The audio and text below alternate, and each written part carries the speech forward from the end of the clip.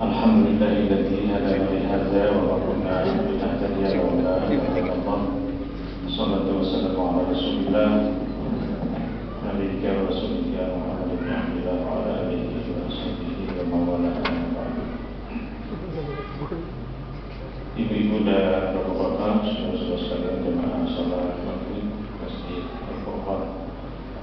Alhamdulillah, kita bersyukur pada malam hari ini sehat-sehat, dan seperti biasa kita berjumpa dalam salat berjamaah. Kemudian kita isi sedikit waktu antara maghrib dan isya untuk bersama-sama ngaji beberapa ayat yang pada malam hari ini ingin mulai dengan ayat 4 surah 32 ya, surah As-Sajdah. Surah ini sering dibaca di masyarakat subuh Jumat karena Rasulullah SAW pernah melakukannya. Yang sangat terkenal sujud sajadah, yaitu sujud yang terkait dengan bacaan karena melewati suatu ayat yang berbicara tentang sujud, lalu kemudian untuk menunjukkan loyalitas mutlak kita kepada Allah, maka kemudian kita sujud.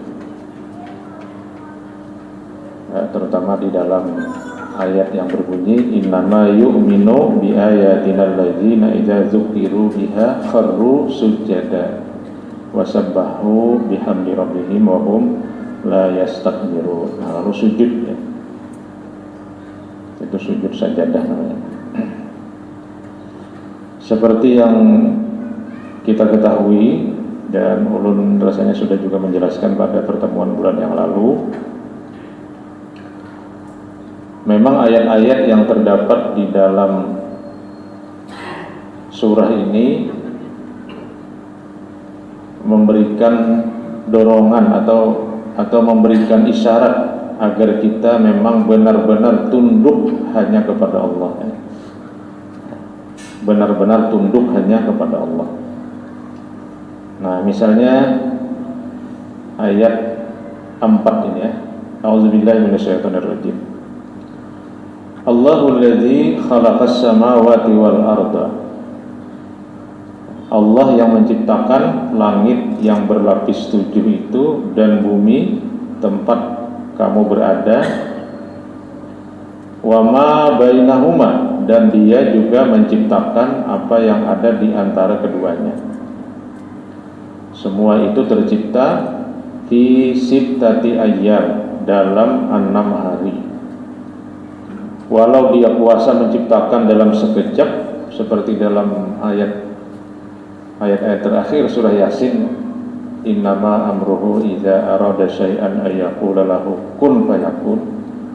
Nah, tetapi di dalam ayat ini dan juga seperti di beberapa tempat, misalnya surah Al-A'raf ayat 54, surah Hud ayat 7, Allah menyebut ada kata-kata 6 hari.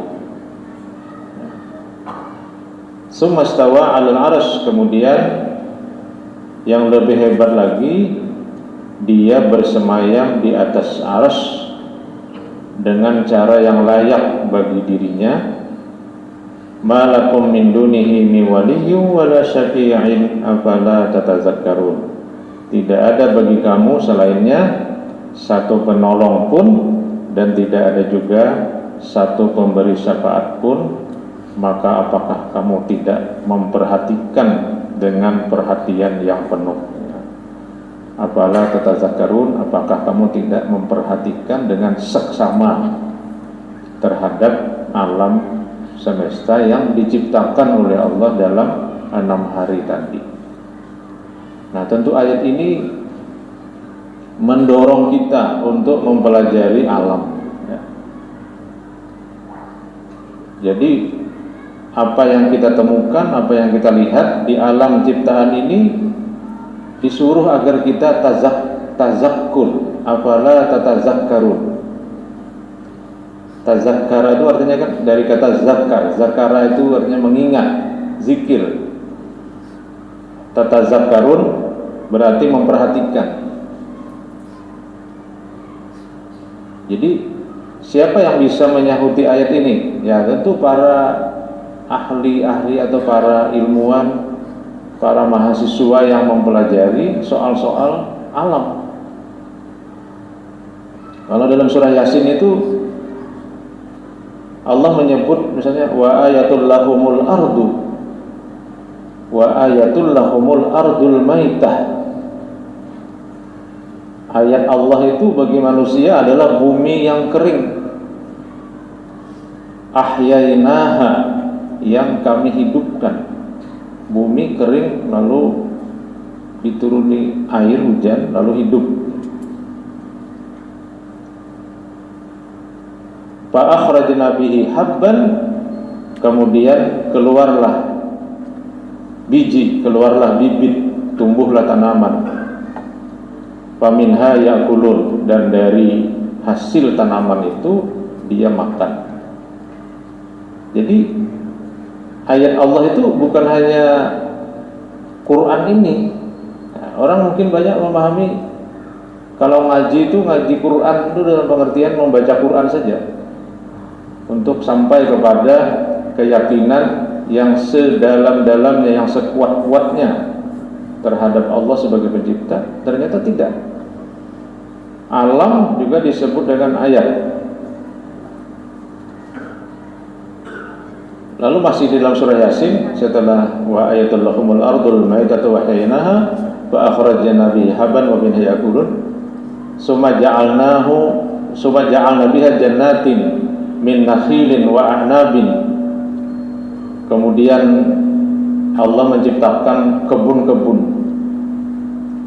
kebun korma, kebun anggur. Lalu di situ wa fajjarna fiha minal uyun, kami pancarkan juga dari bumi tadi berupa mata air. Jadi air itu juga menjadi guru. Nah, jadi tanaman itu jadi guru. Ayat itu kan sebelumnya berbunyi di surah Yasin itu in kullul lamma jami'ul ladaina muhdarun. Ya kan? In kullul lamma jami'ul ladaina muhdarun. Bukankah semua manusia itu akan dihadirkan di hadirat Allah untuk pertanggungjawaban maksudnya. Lalu setelah itu baru Allah kemudian berbicara tentang wa ayatul lahumul ardul maitah ahyainaha fa akhrajna fiha habban wa minha takulun wa ja'alna biha jannatin min a'nabin, dan seterusnya. Artinya apa? Artinya supaya manusia itu di hadapan Allah itu nanti hadir, kan? In kullul lamma jami'ul ladaina muhdarun, membawa hal-hal yang baik, maka manusia antara lain harus belajar dengan alam. Nah, contohnya misalnya belajar dengan tumbuhan. Jadi benar orang kampung yang membawa hadap anak pisang atau nyiur tumbuh nang hanyar tumbuh, apa ngarannya menyambut, supaya yang hadir di majelis akad nikah itu belajar dengan nyiur. Jadi penceramahnya di situ nyiur. Penceramahnya adalah anak pisang. Bahkan juga dibawakan ayam bini kah ayam laki kadinya? Ayam bini lah. Mun ayam laki itu melajari poligami kita. Ya, ayam bini ini penyabar. Ya. 12 anak kambar hidup aja berarti. Kambar anak 12. Ya. Anak ayam itu kan sama pantar kan 12. Nah, itu gurunya itu. Jadi gurunya adalah ayam, gurunya adalah anak pisang, gurunya adalah kelapa yang baru tumbuh. Yang sangat jelas itu adalah pisang. pisang ini adalah tanaman yang pantang menyerah sebelum berhasil.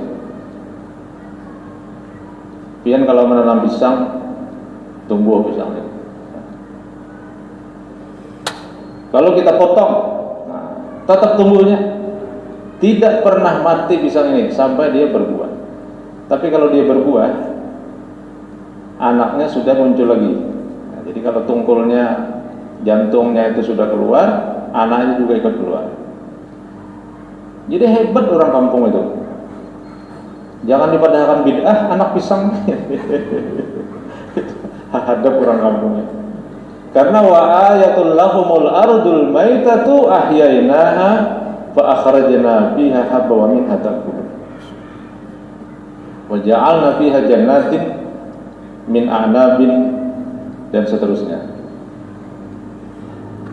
Air misalnya, kita belajar dengan air. Oh, banyak air ini memberikan petuah kepada kita. Cuma ini ada bersuara benar. Atau begini, sebenarnya kan semuanya bersuara sebenarnya kan. Sabbaha lillahi ma fis samawati wa ma fil ardh. Bertasbih kepada Allah semua yang ada di langit dan di bumi. Berarti ayam itu bertasbih.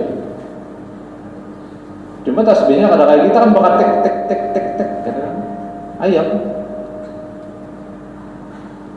Berarti anak pisang itu bertasbih. Berarti pohon nyiur yang lambang pramuka tadi itu bertasbih. Orang-orang yang arif, orang-orang yang memiliki kemampuan berpikir yang dalam, dia melihat alam itu sebagai guru. Januari 2021 banjir. Untung banjir. Nah, untung banjir. Apa untungnya? Untungnya itu baru kita sadar, oh ternyata lambat turun ini masalahnya anunya pompat sungainya, pompat. Oh ternyata yang memompat di sungai ini kadang hanya rakyat, pemerintah umpat juga. Oh ternyata ada pos polisi di Kuripan, mana pali sungai. Oh jadi banyak-banyak untungnya, untung banjir. Sekarang ada banjir kira-kira ada mah hancur lalu jembatan. Nah, lalu jembatan dihancuri. Di muka Bina Berata itu pampan juga sekalinya. Maka para bandar polisinya awas kebanjiran, banyak berpikir dia polisi ini lihat. Oh ternyata di sini nah, mau dibongkar dasar tapampan. Parah benar lawan polisi. Tapi ini tuh ada urusan polisi bang lah. Urusan siapa itu? Urusan dinas sungai ya. Nah, jadi saya kira disinilah juga lemahnya umat Islam ini. Terlalu sempit memahami agama ini.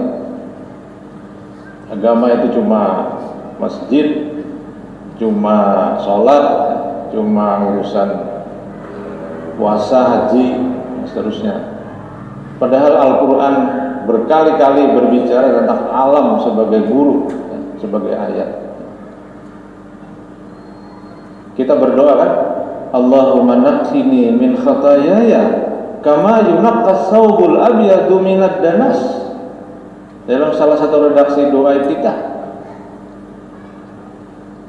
setelah Allahumma ba'id baini wa baina khatayaya kama ba'adta bainal masyriqi wal maghribi. Allahumma naqqini, ya Allah bersihkan aku ya Allah, min khatayaya, dari kesalahan-kesalahanku ya Allah, bersihkan ya Allah. Kama yunaqqas thawbul abyadu, sebagaimana dibersihkannya pakaian yang putih, minad danas, dari kotoran. Pertanyaannya, dengan apa membersihkan pakaian dari kotoran? Dengan air. Berarti air itu mengajarkan kebersihan, mengajarkan tugas-tugas yang mulia dalam hidup ini, yaitu membersihkan. Hari-hari kita minum air, tapi pernahkah kita belajar dengan air? Itu tadi, untung banjir. Air memberikan pelajaran yang cukup keras kepada kita melalui terjangan banjir. Di Barabai sampai ke atas nyur banyu nyur. Jagoanagara wadah kami sampai ke atas meja. Di warung, di warung deh. Ya, sampai ke sini, sampai ke mimbar banyu minum maksudnya. Iya. Nah, jadi Allah yang menciptakan langit, bumi, dan barang-barang di antara keduanya pada 6 hari. Ya. Kata 6 ini banyak penafsirannya di dalam Al-Quran, di dalam tafsir. Ada yang mengatakan, ya karena yang dikhitab dengan Al-Quran itu adalah manusia, maka hari di situ adalah hari manusia. 24 jam. Ada juga yang mengatakan, ya hari itu dalam Al-Quran macam-macam. Ada yang miqdaruhu alfa sanatin. Satu hari itu kadarnya dengan alfa, 1000, alfa sanah, 1000 tahun. Macam-macam dalam Al-Quran tentang hari ini. Maka beberapa penafsir seperti Syed Qutb juga mengatakan sittati ayyam itu adalah hal yang bersifat ghaib. Artinya tidak ada kepastian. Karena Al-Quran berbicara tentang hari itu macam-macam kadarnya. Lalu ada yang berpendapat, dan mungkin ini lebih kepada aspek atau tinjauan atau perspektif sains, ya, bahwa 6 hari itu maksudnya 6 tahapan. Lalu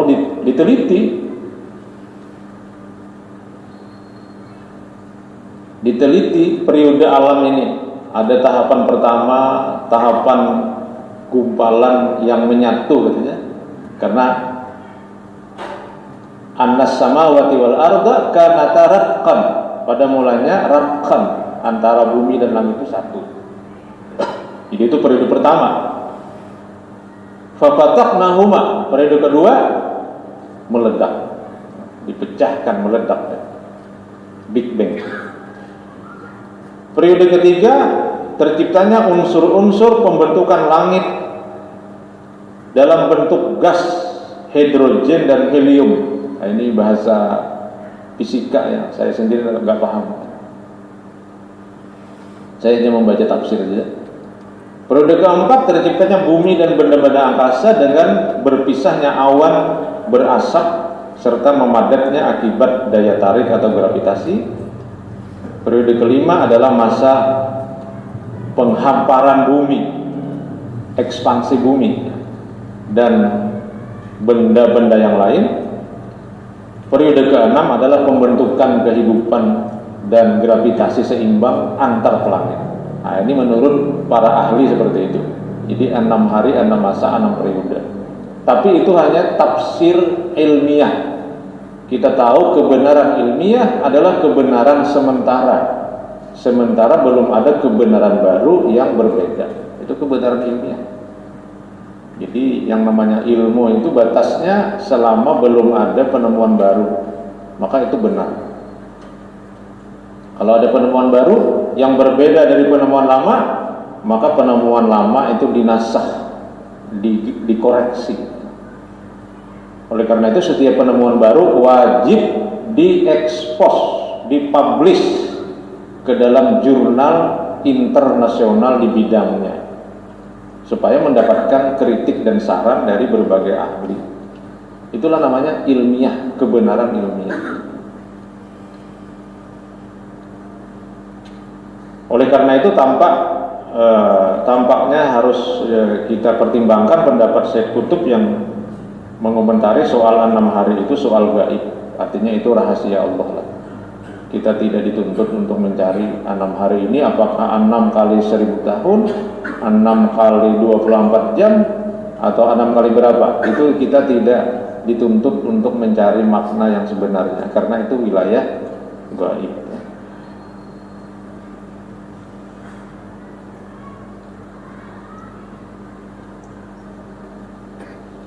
Sama dengan sumastawa 'alal arsy, kemudian dia bersemayam di atas arsy. Nah, ini juga soal gaib. Di mana arsy? Tidak tahu kita. Ini soal gaib.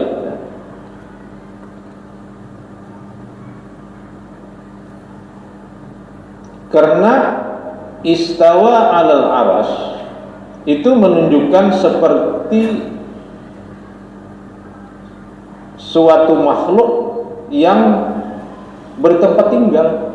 Berarti Allah itu tinggalnya di arsy. Nah, kan seperti itu. Sementara Allah itu walam yakul lahu kufuwan ahad. Tidak ada yang sekufu dengannya. Artinya tidak ada yang sama. Ketika kita menafsirkan suatu ayat dengan sama terhadap sesuatu, itu berarti bukan penafsiran yang benar untuk dinisbahkan kepada Allah. Nah, itu. Laisa kamitslihi syai'un. Oleh karena itu, istilah tsummastawa 'alal arsy itu juga menjadi sesuatu yang gaib. Kita hanya percaya, tapi tidak wajib untuk mencari makna yang hakiki daripadanya. Kecuali ada aliran-aliran tafsir yang memahami ayat-ayat seperti ini dengan majas. Majas itu personifikasi. Majas itu kata yang diartikan dengan pengertian yang lain karena ada keterkaitan. Jadi kalau istawa itu bersemayam, bersemayam itu artinya berkuasa. Maka kemudian sumastawa 'alal arsy, kemudian Allah menguasai arsy. Muncul lagi pertanyaan, arsy itu apa? Nah, maka disitulah hal-hal yang cukup muskil di dalam tafsir, sehingga banyak yang memahami. Ya, yang penting kita percaya bahwa Allah itu bersemayam atau menguasai arsy, titik, sudah. Tidak lagi dituntut untuk mencari hal-hal yang melebihi daripada itu.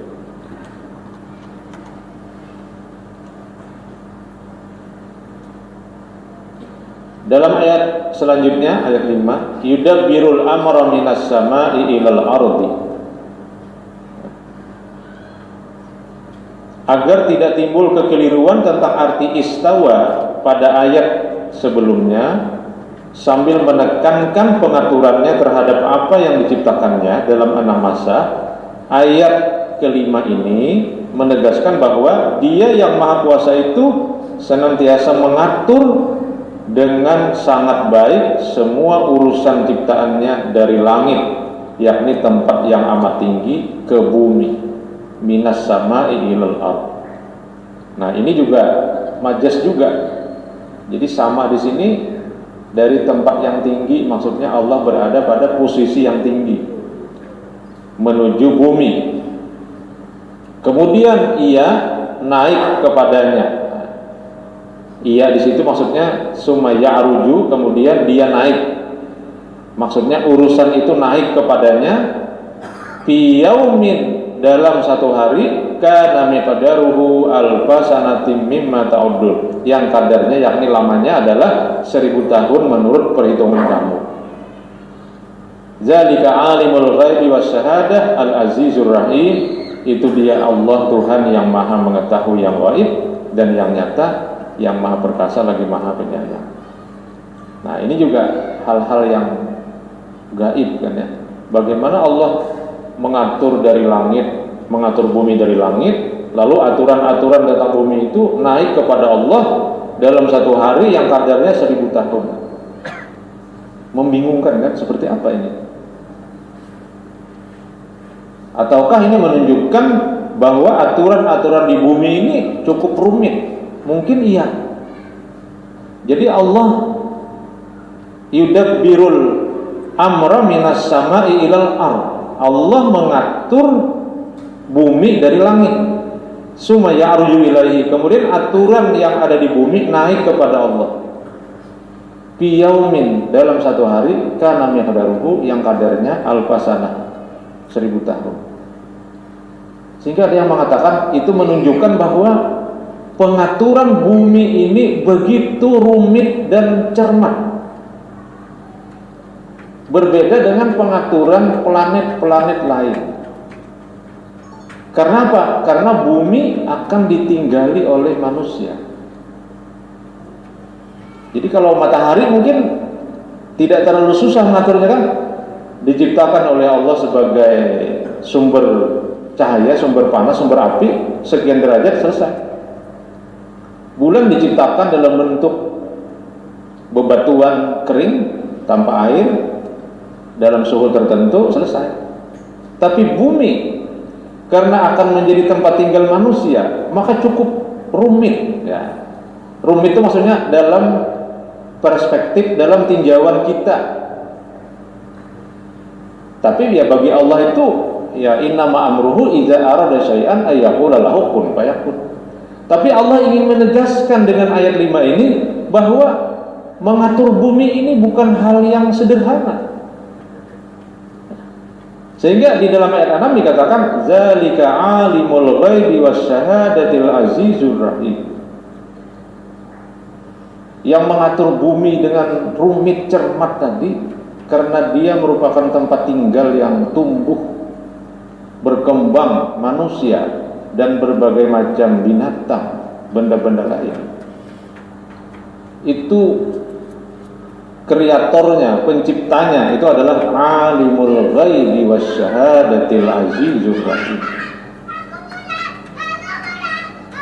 Kan bumi ini kan rumit sekali ya. Daya dukung kehidupan manusia diciptakan lengkap di bumi.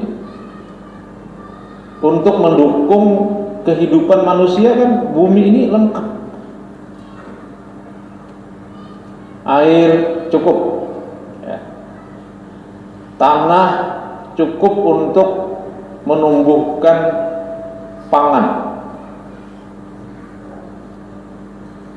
Yang jadi masalah ini kan perumahannya habis, ditumbuhi rumah. Nah ini masalahnya, ini soal pengaturan ini. Tapi kalau Allah sudah menciptakan gambut, kertahanyar, ini kindai limpuan.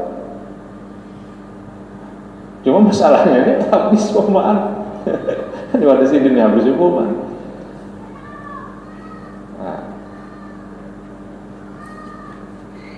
Jadi pengaturan bumi ini cermat, rumit karena akan ditinggali oleh manusia.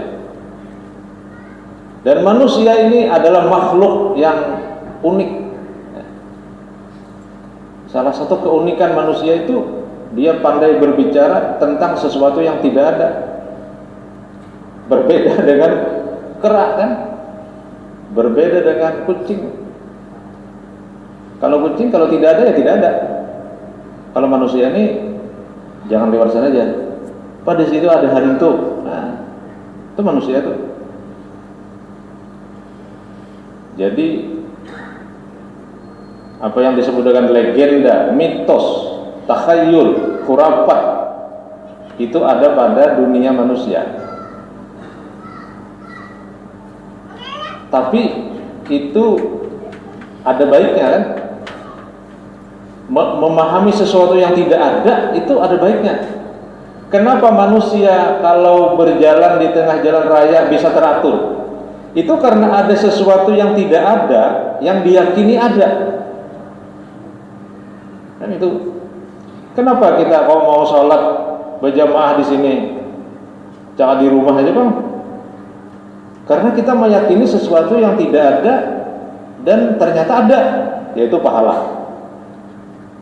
Pahala ini kan ada kelihatan berapa 27 derajat nih timbangannya nggak ada. Tapi kita yakin ada. Makanya kan sebahagian legenda, takhayul, bid'ah, khurafat masyarakat manusia itu sebahagian dikoreksi oleh Al-Quran. Jadi apa yang dikatakan kadada dalam mitos legenda takhayul itu, di dalam Islam kemudian dijelaskan ada, sebahagian ada hantu, ada. Tapi Al-Quran bicara ada jin, ada iblis, ada setan. Maka kemudian hantu ini diislamkan menjadi jin. Maksud diislamkan itu maksudnya dipahami dalam perspektif Islam maksudnya ya. Nah, ini kalau kucing, ya enggak tahu dia kucing. Kucing dikasih 2 ekor iwak. Ayo ceng, bagi. Tuh kawan kalau parah. Kau kalau membagi, kau dapat pahala. Nanti akan dapat 100 ikan yang sama di surga. Kada memberi kucing nih. Karena kada yakin ada surga itu. Tapi manusia itu hebat sekali. Nah, jadi karena bumi ini akan ditinggali oleh manusia, maka Allah menggambarkan suatu kerumitan. Dan tentu saja kerumitan-kerumitan ini maksudnya itu disyukuri. Maksudnya itu disyukuri, dijadikan pelajaran, dijadikan sarana untuk mengagungkan Allah yang zalika alimul ghaibi wasyahadatil azizur rahim tadi. Sehingga oleh karena itu kita sujud kepada Allah. Sehingga surah ini menjadi surah sajadah. Nah, itu maksudnya ayat-ayat ini. Jadi dalam sekali makna ayat 5 dan 6 ini. Kalau kita betul-betul merenungkan tentang bumi ini. Di bumi ini kan hujan ya, hujan panas. Itu dalam Al-Quran dikatakan was-sama'i zatir raj'i wal ardi zatis sad'i. Was-sama'i demi langit zatir raj'i yang memiliki kekuatan untuk menarik. Apa maksudnya di situ? Langit menarik air dari bumi, yaitu air terutama yang ada di lautan. Oleh karena itu Allah menciptakan angin selalu bertiup di atas permukaan laut. Untuk apa angin itu? Untuk menerbangkan partikel air ke atas angkasa. Lalu air itu berkumpul, wal ardi zatis sadai. Lalu bumi nanti siap menerima. Naik turun kan gitu kan. Nah, ini rumit sekali ini. Dan ini tidak bisa diciptakan oleh manusia. Ada aja manusia membuat hujan. Wah, itu kadang-kadang bukan membuat hujan, itu hanya mengintervensi awan yang sudah hendak gugur juga supaya lakas gugur, gitu aja nanti gawe manusia. Itu pun juga kalau awannya ada. Tapi kalau panas menggantang, panas awan terlihat cerah, ada kalau diulah-ulah hujan ini. Karena ini rumit hujan ini.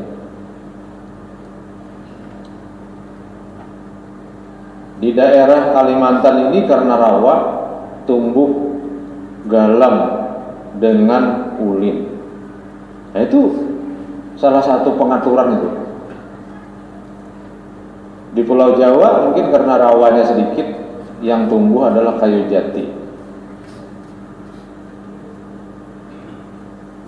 Di padang gurun Sahara, ya yang tumbuh batu. Sehingga makanannya mengambing.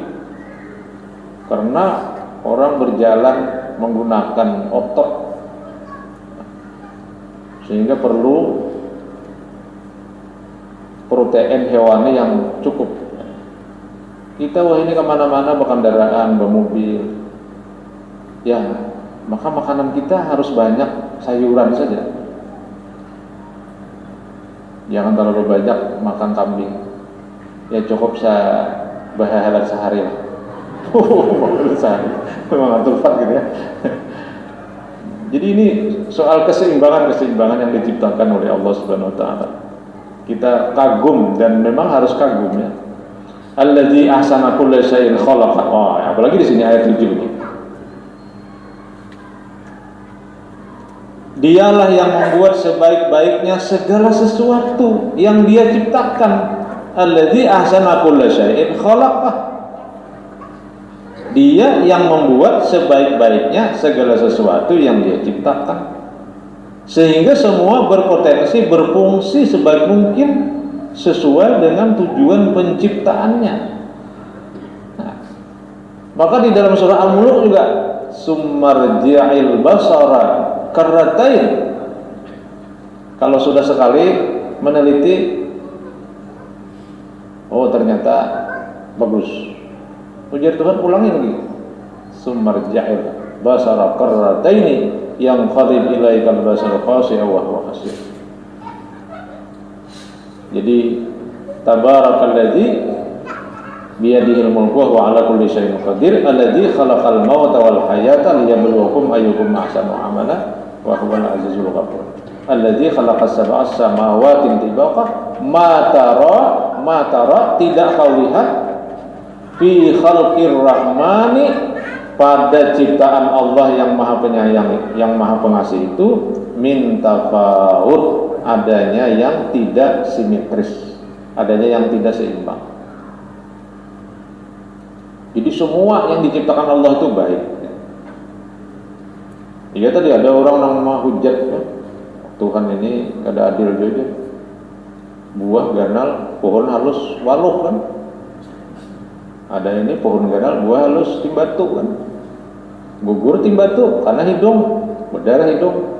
Pasnya caranya raya waluh, pacah kepalanya. Nah, Anda tahu.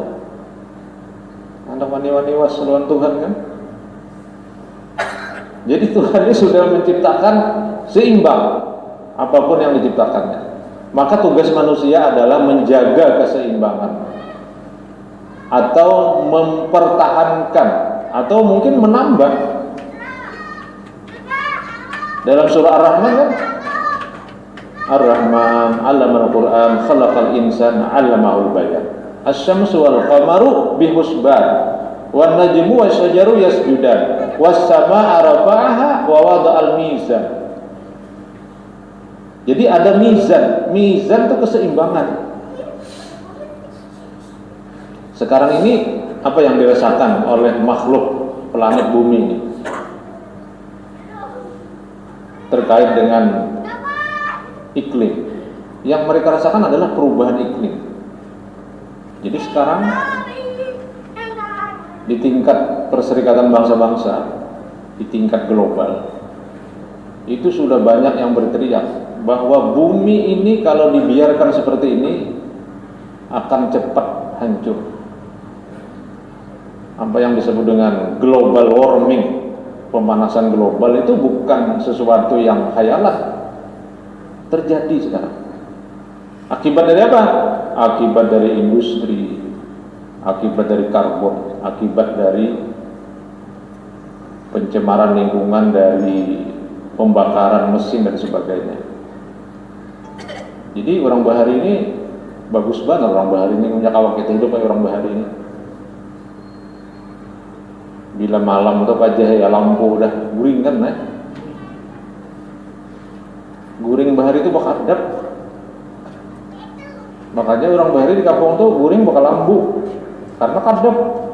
Jadi ada sedikit pengaman ke lampu kan. Listrik kadang-kadang listrik, karena listrik ini kan menyumbang panas. Dingin kan kita di sini pakai AC. Cuma biar bagaimana di blowernya di luar tuh panas itu, menyumbang panas. Coba pian berkendaraan malam ya. Di kota ini terasa panas kendaraan. Baru terasa dingin tuh kalau pian sampai ke daerah Pal 17. Itu ada dingin di situ. Karena di kiri kanannya manusia ada bangunan kereta ada dingin. Sampai ke Banjarbaru panas pulang hawanya, berasa panas tuh. Nah, itulah yang terjadi sekarang ini, pemanasan. Nah, kalau pemanasan ini secara global, maka yang terjadi apa? Perubahan iklim. Sekarang kita rasakan. Ini kan hitungannya nih kemarau nih. Musim kemarau nih, bulan Juni ini kemarau. Cuma karena bebuhan ahli meteorologi dan geofisika mungkin kadada kawabaulah kalimat padahalnya kemarau basah. Kemarau basah aja ya. Sebenarnya kemarau ini kering sebenarnya kan. Kemarau basah. Oh, kemarau basah. Ayo kemarau basah. Sebenarnya ini adalah gejala perubahan iklim. Nah, masalah kita nih ya caranya kalau sebenarnya kan bisa pindah aja kita nih, bisa pindahan aja, cuma ya banyak tangannya lah faktornya ya. Kita berkendaraan, kita bermobil, itu semuanya kan menyumbang karbon untuk pencemaran, untuk perubahan pemanasan global dan seterusnya. Pabrik-pabrik masih berdiri di berbagai tempat, tentu atas nama ingin mempercepat pertumbuhan ekonomi juga. Negara-negara tidak mengerem industri mesin pembangkit listrik menggunakan batu bara, itu juga mempertinggi karbon juga. Jadi banyak hal-hal yang atas nama kehidupan modern, tapi dalam konteks ekologi lingkungan hidup itu mempercepat perubahan iklim. Nah, jadi paling tidak ya kita melihat ayat-ayat Al-Quran ini, Allah ingin menampakkan kehebatannya, kekuasaannya untuk menciptakan alam ini, dan alam yang diciptakan itu begitu rumit, terutama bumi yang diciptakan yang dijelaskan di ayat 5 ini dan ayat 6 menunjukkan kehebatan-kehebatan itu, dan kita harus bersyukur dan mudah-mudahan kita juga bisa menjaga ya bumi ini agar tetap stabil. Karena kalau ada stabil ya mungkin kiamat itu akibat dari ketidakstabilan bumi ini. Jadi akhirnya bumi ini akan memberikan bencana-bencana, perlawanan-perlawanan. Ya, termasuk tadi yang kita sebut dengan untung banjir tadi, untung banjir. Sehingga kita kemudian sadar diperlukan aliran-aliran air yang jangan sampai tersumbat. Ini yang dapat ulun jelaskan, dan selebihnya bisa pian baca sendiri di dalam surah 32 mulai ayat 5 tadi sampai ayat 7 ya. Demikian hadanallahu wa iyyakum ajma'in. Assalamualaikum warahmatullahi wabarakatuh.